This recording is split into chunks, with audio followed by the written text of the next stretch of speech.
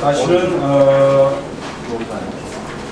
주민들이 이게 적은 것 같지만 주민들이 상당히 요구하는 데가 많고 인천에 설치율은 한 27.9%밖에 안 됩니다. 워낙 이게 이제 고가고 그래서 연차별로 확보합니다. 근데 때에 따라서는 저희는 이런 구상을 합니다. 민간에서 제안을 하게 되면 이 부분에 대한 민간 유치 방안을 강구하고 있습니다. 그래서 조만간에 이것도 아마 좀 성취가 되지 않을까. 이제 버스 쉘터를 이용해서 제안을 하면 기업의 홍보도 가능하다면 우리가 시 예산 절감 차원에서 다소 특혜라고 얘기할 수도 있다면 모르겠습니다만 앞으로는 BIS나 BIT는 정말 모든 정류장에 설치를 목표로 저희가 시 재정이 아닌 민간 유치 방안을 특별히 강구하고 있다는 말씀을 드립니다. 그 내용은 여기 없습니다만 이 버스 정보 안내기는 그런 부분도 관리권까지 주면서 하면 아주 효율적이지 않을까 이렇게 생각을 하고 있습니다. 그 다음에 시내버스 노선 체계이고 우리가 얼마 전에는 또 보시는 것은 이 노선 체계를 개편 안 해가지고 비용이 많이 들었다고 하는데 그런 건 아니고요. 우리가 전반적인 노선에 대해서 지난 4년 전에 한번 정비한 적이 있는데 준공영제 이후에 지금 큰 기반이 바뀌게 된 게 뭐냐면 지난 6월 30일 날 수인선이 개통이 됐고요. 또 곧이어서 10월 25일이면 7호선이 개통이 확정이 됐습니다. 그렇게 되면은 정말 큰 교통 인프라가 구축되기 때문에 우리는 작년부터 그걸 대비해서 버스를 이제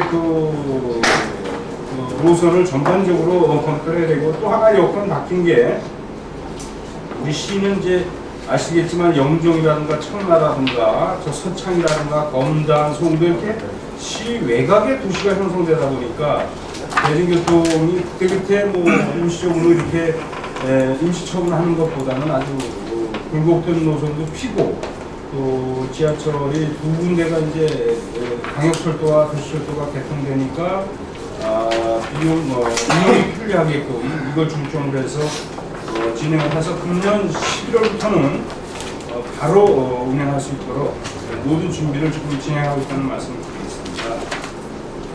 그 뒤에 있네요. 4쪽 경우는 서울 지하철은 그동안 우리가 이제 많은 돈을 들여서 9개 역사인데 앞으로 보면 지난 6월에 개통한 수인선은 오이도에서 한 번만 환승하면 서울 중심가를 충무로를 비롯해서 동대문 역사문화역, 그 다음에 노원역까지 쫙 이렇게 연결이 되고 이 7호선은 잠실에 있는 서울에 있는 모든 학교들이 바로 집중할 수 있는 그런 큰 인프라가 결국은 이제 10월 25일 날 개통하는 걸로 상계 시도가 잠정 합의를 했습니다. 그래서 진행이 되리라고 봅니다. 그래서 우리 시내버스하고 연결을 해서 정말 환승이 편하고 이용하기 편리한 그러한 교통 시스템을 구축하는 계기가 될 것이다.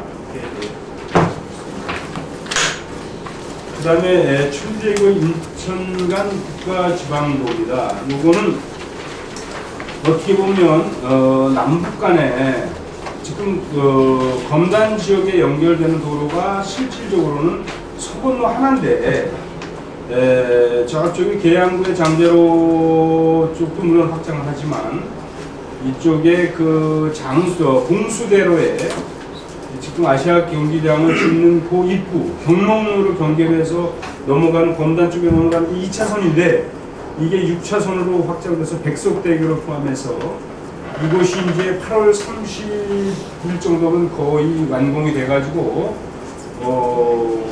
9월 말이나 10월 초에는 정식 개통식을 해서 그렇게 되면 그 6차로 내지 1부나 8차로인데 서건로보다도 더 큰 교통을 수요할 수 있는 남북의 핵심 도로가 될 겁니다. 이거를 개통을 준비하고 있다고 말씀드리겠습니다. 이 도면을 참고해 주시고요.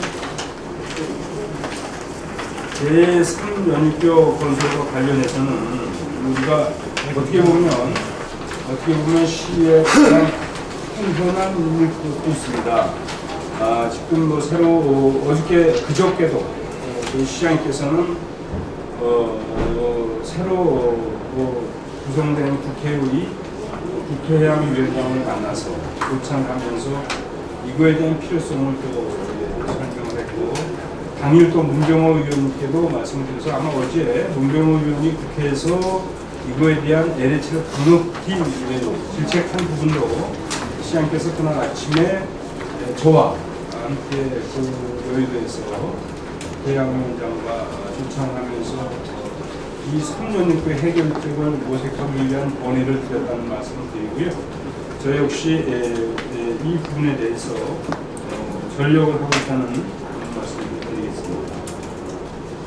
그 다음에 제2 외곽 순환 고속도로 건설은 그동안 모든 행정적인 절차가 진행이 되고 있지만 동부 지역의 민원은 그대로 상존해 있는 상태입니다. 상존해 있는 상태인데 정부총장과 상생의 방안을 계속 협의하고 있고, 실제적으로 10월 정도 되면 상공이 삽을 뜨는 행사가 진행될 겁니다. 그래서 우선 서북부 지역 쪽을 좀 먼저 했으면 좋겠다 하는 부분이, 공구가 이제 여러 공구로 나눠져 있는데 우리의 의견이고 이건 한 5년 정도 걸리는 장기 사업이라는 말씀을 드리겠습니다. 그래서 이 외곽도로는 어느 정도의 그 인천으로서는 중요한 사업이냐면 제2경인고속도로와 만나고요. 그 다음에 기존의 경인고속도로와 또 접속이 되고요. 또 공항고속도로와 접속이 되고, 직선화가 되는 경인고속도로와도 막바로 고속도로 간에 그런 거예요. 그러니까 기존의 경인고속도로와 제2서해안고속도로 이거는 직접 연결 안 되고 거기 종점에서 1km 이내에 다 진출입이 만들어지고요. 그 다음에 경인고속도로 직선화 사업과는 고속도로 상에 바로 남북으로 사각으로 연결이 되고요. 공항고속도로와 또 십자가 형태로 다 진출입이 가능한 이러한 도로가 구조가 됩니다. 그래서 앞으로 그 큰 역할을 하게 될 거고, 건단 산업단지와 바로 연결되는 그런 기능을 하게 됩니다. 이 정도 우리 현안을 진행한 주요 사업을 설명을 드렸고, 그동안 현안이 많습니다만 궁금하신 사항이라든가 이런 부분은 여기서 말씀 계속 드리고, 시간이 부족하면 오찬 장소에 이동해서도 제가 진솔하게 있는 그대로를 또 말씀드리고, 우리 기자님들께 협조를 구할 사항에 대해서도 제가 협조를 구하도록 그렇게 하겠습니다. 고맙습니다. 통행료를 최대한 돌아가더라도 통행료를 최소한 방안을 연구 중이라는 말씀이거든요. 하나의 방법적인 구상이라고 봅니다. 저는 왜 그러냐면 이건 제가 받아보지 못했습니다만은 내 생각에는 우리가 이제 그동안 도시계 구호로 고시 자체는 못하겠죠. 위반을 했는데, 근데 제가 지난달에 도시계 구호로 위반을 해서 고시를 했습니다.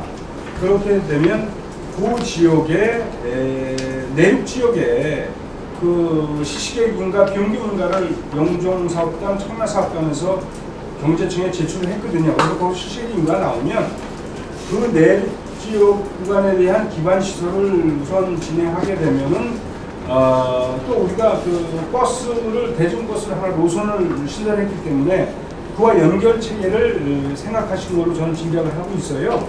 그러니까 사실은 그쪽에는 이제 이 시내 쪽에서 가는 버스가 터미널, 공항 터미널 위주로 집중됐던 거죠. 그래서 저희가 지난 6월 25일부터는 하늘도시라든가 구배트라든가 기존의 도심에 연결하는 버스를 집중 배치했는데, 연결 도로 이런 부분들이 부족하기 때문에 그 부분에 대한 집중적으로 우선 하고, 이 고속도로가 지연되는 부분에 대한 민원을 해소하겠다는 그런 차원으로 제가